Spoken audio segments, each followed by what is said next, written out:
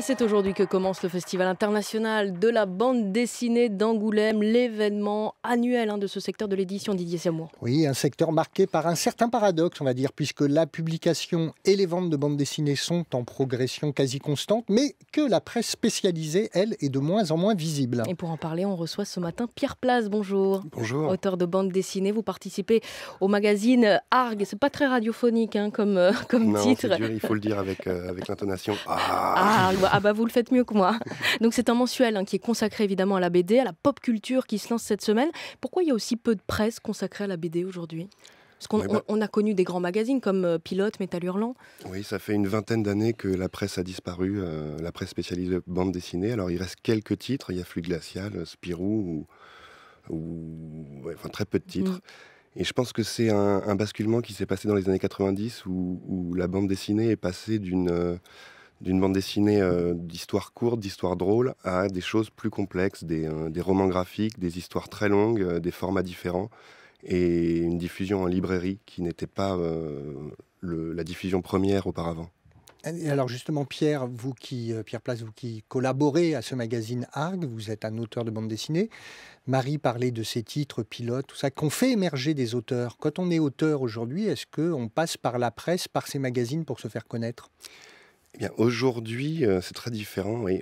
Ces magazines qui devraient être des laboratoires, des foyers de création pour les jeunes auteurs, vu qu'ils sont très peu nombreux et que les maisons d'édition peuvent produire aujourd'hui à peu de frais beaucoup de titres de bande dessinée en les faisant imprimer à l'étranger, les jeunes auteurs commencent directement par publier des albums. Avant de passer par la presse, par ces magazines. Avant de passer par la presse, qui aujourd'hui, vu qu'il y a très peu de titres, demande très peu d'auteurs en fait. Alors Arg, je le dis bien, c'était une revue bimestrielle avant. Elle devient mensuelle. Est-ce que c'est mieux, selon vous, sachant donc que la revue avait elle-même du mal à trouver son équilibre économique, comme on dit, il y avait un peu moins de 5000 exemplaires. Là, il va y avoir pratiquement 50 000 exemplaires d'imprimés. Est-ce que c'est mieux, ce mensuel ?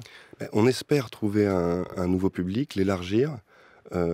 Amener une bande dessinée différente à des gens qui n'ont pas forcément l'habitude de lire des revues spécialisées ou de la bande dessinée en général. Et effectivement, on avait commencé par placer Arg en librairie avec un format épais et 15 € tous les 2 mois, parce qu'on voulait rester sur un modèle économique qu'on connaissait bien, qui était celui du livre. Voilà, la presse, c'est nouveau, c'est différent, c'est un test, on va voir, on espère que ça va marcher. Alors le dernier Astérix, rappelons-le, en 2015, ça a été le best-seller, le livre qui s'est le plus vendu en France, avec plus d'1 600 000 exemplaires. Est-ce que la BD, c'est d'abord des classiques, des indémodables ?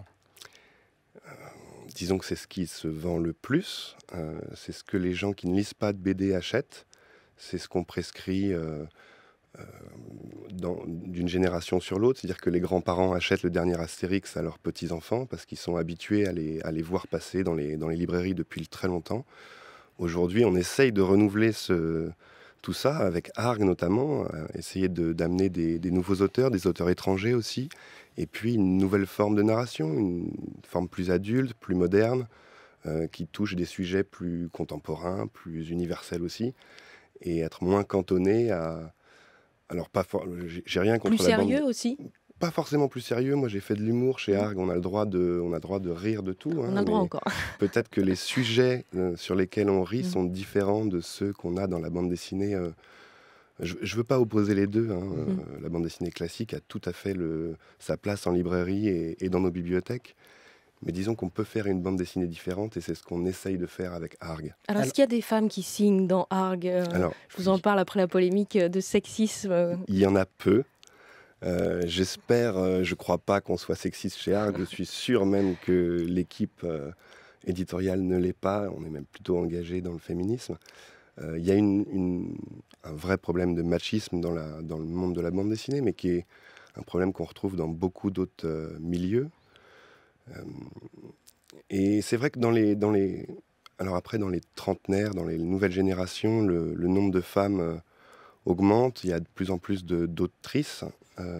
J'espère que ça va continuer à aller dans ce sens, parce que ça va permettre aussi un renouvellement du genre et un basculement dans une autre forme de bande dessinée.